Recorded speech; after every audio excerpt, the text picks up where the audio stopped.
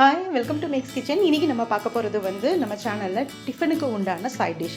இட்லி, தோசை இதுக்கு எல்லாத்துக்கும் நம்ம நார்மலாக சாம்பார், தேங்காய் சட்னி, தக்காளி சட்னி, வெங்காய சட்னி, புதினா சட்னி இந்த மாதிரி நிறைய சட்னி, சாம்பார், தக்காளி குருமா இது மாதிரிலாம் இருக்கும். பட் கும்பகோணம், தஞ்சாவூர் இந்த சைட்லலாம் பார்த்திங்கன்னா ஒரு சூப்பரான டிஃபனுக்கு உண்டான சைட் டிஷ் ஒன்று பண்ணுவாங்க. அதுக்கு பேர் கடப்பா. நிறைய பேர்த்துக்கு இது தெரிஞ்சிருக்கும். பட் தெரியாதவங்க கண்டிப்பாக இந்த ரெசிபியை ட்ரை பண்ணுங்கள். ரொம்ப ரொம்ப நல்லா இருக்குது. அவங்க அந்த சைடில் உள்ள கல்யாண வீட்டிலையே இட்லி தோசைகள்லாம் சைட் டிஷ்ஷாக இதுதான் பண்ணுவாங்கன்னு நான் கேள்விப்பட்டிருக்கேன். கண்டிப்பாக ட்ரை பண்ணி பாருங்கள். வாங்க இது எப்படி பண்ணுறதுங்கிறத பார்க்கலாம். கடப்பா செய்கிறதுக்கு ஃபஸ்ட்டு தேவையான பொருள் என்னென்னு பார்த்துடலாம். அதுக்கு பாசிப்பருப்பு, நான் இது 50 கிராம் பாசிப்பருப்பு எடுத்திருக்கேன். அப்புறம் கசகசா கொஞ்சம் ஃப்ரோசன் பீஸ், இது பச்சை பட்டாணி இருக்கு இல்லையா, பச்சை பட்டாணி கிடச்சாலும் வாங்கிக்கோங்க, இல்லாட்டினா வீட்டில் கொண்டக்கடலை இருந்தாலும் அதுவும் ஓகே. நான் இன்றைக்கி பச்சை பட்டாணி எடுத்திருக்கேன். கல்பாசிப்பூ, பட்டை, கிராம்பு, ஒரே ஒரு அந்த ஸ்டாரான்னு சொல்லுவோம் இல்லையா அது. கல்பாசிப்பூ மஸ்ட்டு, இது ரொம்ப நல்லாயிருக்கும் ஸ்மெல்லு. சோம்பு, ஒரு சின்ன கப்பில் தேங்காய், ஒரு 6-7 பச்சை மிளகாய், வெங்காயம், ஒரு மீடியம் சைஸ் உருளைக்கிழங்கு இருந்ததுன்னா 1 எடுத்துக்கோங்க. நான் 2 உருளைக்கிழங்கு, குட்டி குட்டி பேபி உருளைக்கிழங்கு 2 எடுத்திருக்கேன். பூண்டு, இஞ்சி, தக்காளி, ஒரு மீடியம் சைஸ் வெங்காயம், ஒரு மீடியம் சைஸ் தக்காளி எடுத்திருக்கேன். இவ்வளோ தான் தேவை. இது மட்டும் இல்லாமல் கொஞ்சம் உப்பு, எண்ணெய், கருவேப்பிலை, கொத்தமல்லி, இது எக்ஸ்ட்ரா. இதெல்லாம் நார்மலாக எப்பயும் போடுறது தான். இப்போ இதை நம்ம எப்படி பண்ணுறதுங்கிறத பார்த்துடலாம். முதல் பாசிப்பருப்பை கழுவி ஊற வச்சுக்கோங்க. ஒரு குக்கரில் பாசிப்பருப்பை நான் கழுவி ஊற வச்சுருக்கேன். அதை ஃபஸ்ட்டு நம்ம வேக வச்சுக்கணும். அதுக்கு தேவையான மஞ்சத்தூள், அப்புறமேல கொஞ்சமாக பெருங்காயம், இது போட்டு மூடி போட்டு ஒரு 2 விசில் வர அளவுக்கு நம்ம நல்லா வேக வச்சுக்கலாம். பாசிப்பருப்பு நல்லா குழைய வேகணும். இப்போ பாசிப்பருப்பை நான் வேக வச்சுட்டேன். குக்கரில் ஒரு பக்கம் வெந்துட்டு இருக்கு, இன்னொரு அடுப்பில் வெந்துட்டு இருக்கு. நான் இன்னொரு பர்னரில் கொஞ்சம் வறுத்து அரைக்க வேண்டிய விஷயம் இருக்கு. அதை நம்ம தாளிச்சிடலாம் சைமல்டேனியஸாக. கொஞ்சமாக நான் செக்கு எண்ணெய் ஊற்றிக்கிறேன். ஒரு டீஸ்பூன் போதும். கொஞ்சம் எண்ணெய் காஞ்சதுக்கு அப்புறமா எண்ணெய் காஞ்சிருச்சு. கொஞ்சமா சோம்பு,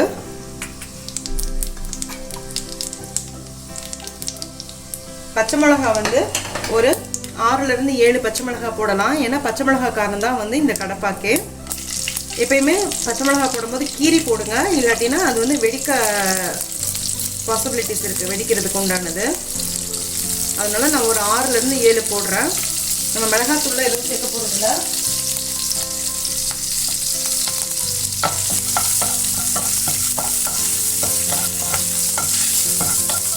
இது கொஞ்சம் வதங்கினதுக்கு அப்புறமா நம்ம உரிச்சு வச்சிருக்க இஞ்சி பூண்டு போட்டுக்கலாம். நீங்கள் இஞ்சி பூண்டு பேஸ்ட் கூட ஆட் பண்ணலாம். பட் அதை விட இந்த மாதிரி அரைக்கும் போது ரொம்ப நல்லா இருக்கும். இது கொஞ்சம் நேரம் வதக்கிப்போம். பூண்டு இப்போ கொஞ்சம் கலர் மாறிடுச்சு. பச்சை மிளகாவும் நல்லா வதங்கிடுச்சு. இந்த டைமில் கொஞ்சமாக தேங்காய், ஒரு 3 டேபிள் ஸ்பூன் தேங்காய் போதும். துருவி வச்சிருந்த தேங்காய் கலர் மாறாமல் அதையும் நம்ம வதக்கிப்போம்.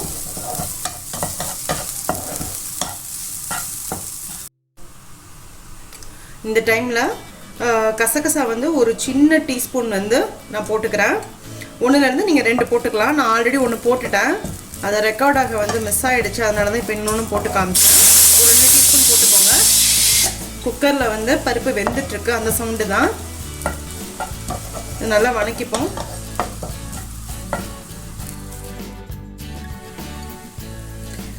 இப்போ இதை நல்லா வதக்கியாச்சு. நான் ஆஃப் பண்ணிட்டேன். இது நல்லா ஆறுனதுக்கு அப்புறமா மிக்சியில் நல்லா பேஸ்ட் மாதிரி நம்ம அரைச்சி எடுத்துகிட்டு வந்துக்கலாம்.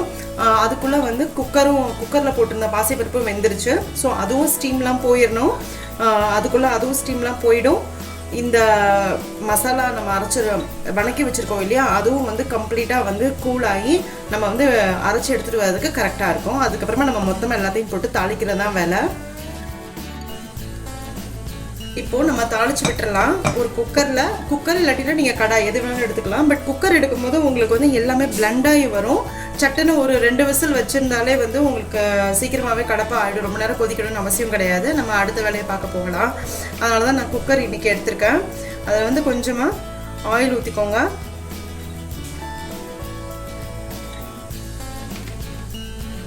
இதுக்கு வந்து ஆயில் கொஞ்சம் ஜாஸ்தி போட்டு அது எல்லாத்தையும் நீங்கள் வணக்குனீங்கன்னா ரொம்ப நல்லாயிருக்கும். அந்த ஸ்மெல்லும் சரி, டேஸ்ட்டும் சரி. நான் இன்றைக்கி வந்து சிக்கனை தான் ஊற்றிருக்கேன். ஸோ கொஞ்சம் ஹீட் ஆகட்டும். இப்போ குக்கரில் நல்லா எண்ணெய் காஞ்சிருச்சு. இந்த டைமில் கொஞ்சமாக சோம்பு போட்டுக்கலாம்.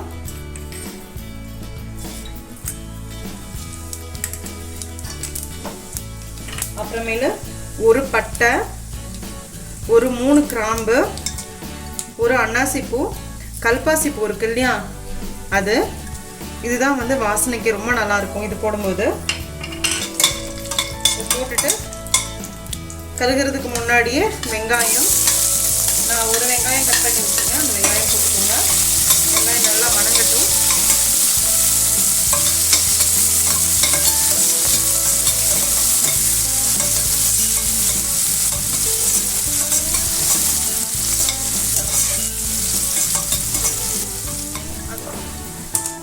கருவேப்பிலை போட்டுக்கலாம். அப்புறம் தக்காளி போட்டு நல்லா வணக்கி விட்டுருவோம். மிளகாத்தூள், மல்லித்தூள் அதெல்லாம் கிடையாது. ஆல்ரெடி நம்ம பச்சை மிளகாய் போட்டிருக்கோம் இல்லையா, அந்த காரம் தான். ஸோ நீங்கள் பசங்களுக்கு, குட்டி பசங்களுக்கு செய்கிறதா இருந்தால் நீங்கள் வந்து பச்சை மிளகாய் வந்து 1-2 நீங்கள் கம்மி பண்ணி போட்டுக்கோங்க. இது வந்து மார்னிங் பிரேக்ஃபாஸ்ட்டுக்கு சரி, நைட்டு டின்னருக்கும் சரி ரொம்ப கம்ப்ளீட் மீலாக இருக்கும் உங்களுக்கு. இந்த கடப்பா நீங்கள் பண்ணி இட்லியோ தோசையோ இல்லை பூரியோடையோ இந்த மாதிரி சாப்பிட்லாம். சூப்பராக இருக்கும். எங்கள் கோசிஸ்டர் இருந்தது, அவங்கக்கிட்ட இருந்து தான் நான் கற்றுக்கிட்டேன். அவங்க லாஸ்ட் டைம் வந்திருக்கும் போது பண்ணி காமிச்சாங்க. எனக்கு ரொம்ப நல்லா இருந்தது. ஸோ அவங்கக்கிட்ட இருந்து கற்றுக்கிட்ட ரெசிபி உங்கள் கூட ஷேர் பண்ணிக்கிறதுல எனக்கு ரொம்ப ஹாப்பி.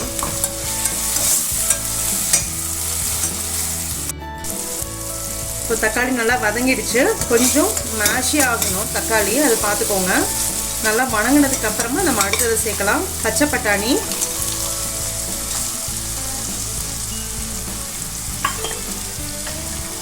அப்புறம் ஒரே ஒரு மீடியம் சைஸ் உருளைக்கிழங்கு. நீங்கள் பசங்களுக்கு கொடுக்கும்போது, குட்டி பசங்களுக்கு கொடுக்கும்போது வந்து பார்த்திங்கன்னா நம்ம ஃபுட்டுலலாம் வந்து கேரட்டு, பீன்ஸு இது மாதிரிலாம் வந்து தனியாக வேக வச்சு பாசிப்பருப்பில் வேக வச்சு இட்லிக்கோ தோசைக்கோ தொட்டுக்கு கொடுப்போம். ஸோ இந்த மாதிரி பண்ணும்போது உங்களுக்கு பட்டாணியும் இருக்குது, இதுலேயே உருளைக்கிழங்கும் இருக்குது. ரொம்ப நல்லாயிருக்கும். ரொம்ப மைல்டான காரமாகவும் இருக்கும். டேஸ்ட்டு சூப்பராக இருக்கும். ட்ரை பண்ணி பாருங்கள்.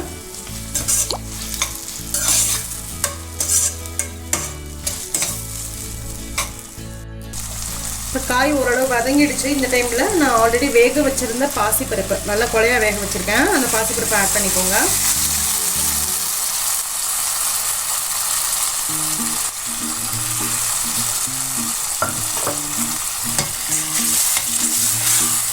அதுக்கப்புறமா நம்ம வந்து தேங்காய் வந்து அரைச்சி வச்சுருந்தோம் இல்லையா, தேங்காய், பச்சை மிளகாய், இஞ்சி, பூண்டு, சோம்பு, கசகசா எல்லாத்தையும் போட்டு அரைச்சி வச்சுருந்தோம் இல்லையா, இந்த பேஸ்ட்டு.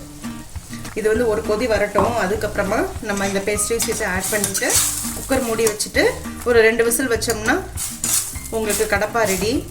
நல்லா இட்லியோடு சாப்பிட்றதுக்கு செம்ம டேஸ்ட்டாக இருக்கும். இன்றைக்கி நான் இட்லியோடு தான் சர்வ் பண்ண போகிறேன். இப்போ இது கொஞ்சம் கொதிக்க ஆரம்பிச்சிருச்சு. இந்த டைமில் நான் வந்து அரைச்சி வச்சுருந்த பேஸ்ட்டையும் சேர்த்துடுறேன். கொஞ்சமாக தண்ணி மிக்ஸ் பண்ணி மிக்ஸியில் இருக்கிறது எல்லாத்தையுமே நம்ம வந்து இந்த குக்கரில் போட்டுடலாம்.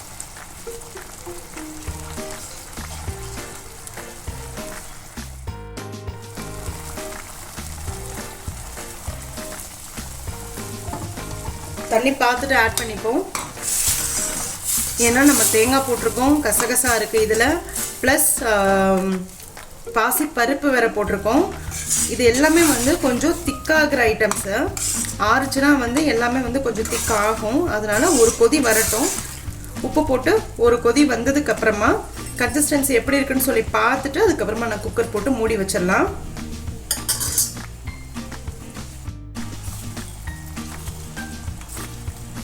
தேவையான அளவு உப்பு,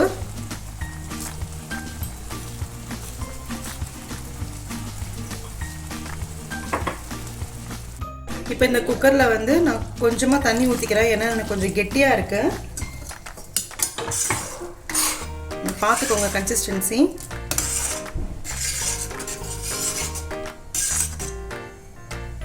இப்போ நான் இதை மூடி போட்டு வச்சிடுறேன்.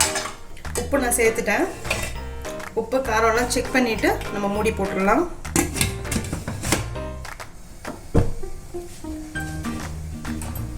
நல்லா ஸ்டீம் வந்தோடனேயுமே விசில் போட்டு ஒரு சிம்மில் வச்சுட்டு ஒரு 2 விசில் வச்சிட்டோம்னா நமக்கு கடப்பா முடிஞ்சுது. மல்லித்தலை தூவிட்டு நம்ம பரிமாறும் போது மல்லித்தலை தூவிட்டு இட்லிக்கோ தோசைக்கோ நம்ம வந்து சர்வ். இப்போது கடப்பா கம்ப்ளீட்டாக வந்து கூல் ஆகிடுச்சு. விசில் எடுத்து பார்த்துடலாம்.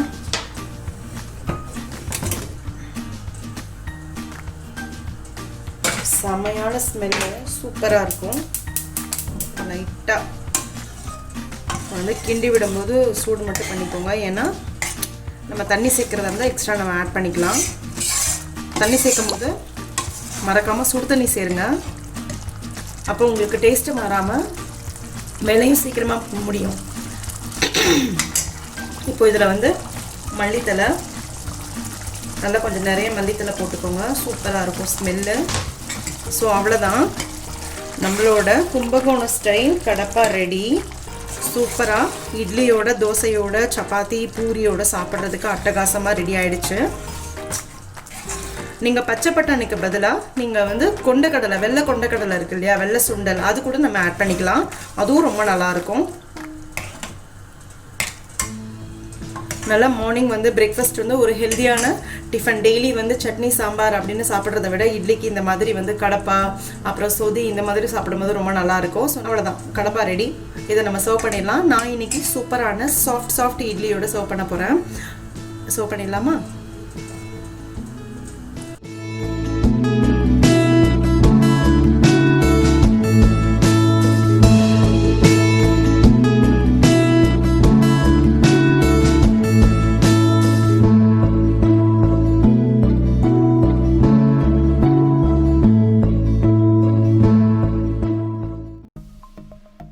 சப்ஸ்கிரைப் பண்ணுங்கள், மறக்காமல் பெல் ஐக்கானை ப்ரெஸ் பண்ணுங்கள். அப்போ தான் நான் போடுற வீடியோஸோட அப்டேட்ஸ் உங்களுக்கு வரும்.